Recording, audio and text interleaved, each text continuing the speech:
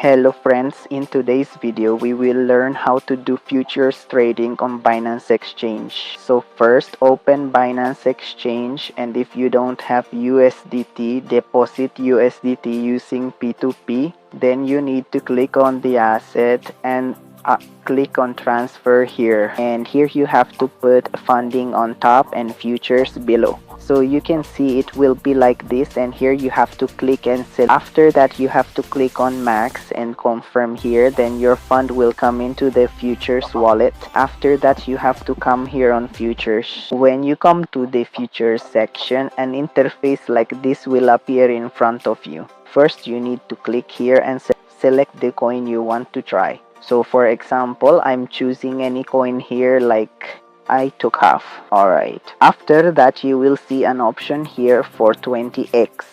By clicking on it, you can make it more than 20x or less. This means if you have $100 and want to multiply it 10 times in a trade, then you will need to keep it in mind. If you want to multiply it 20 times, then keep 20 in mind, okay? On this side, you can use this, so the more you keep, the more profit you will have and the more loss you will have. The more you keep X here, your profit and loss will be accordingly. So set it according to your preference. I would suggest using very little leverage. Alright, after that you will have to predict whether the market will go up or down. Okay, if you think the market will go up, then click on long, click and place the trade, then you will be provided. Okay, if you think the market will go down, then click on short.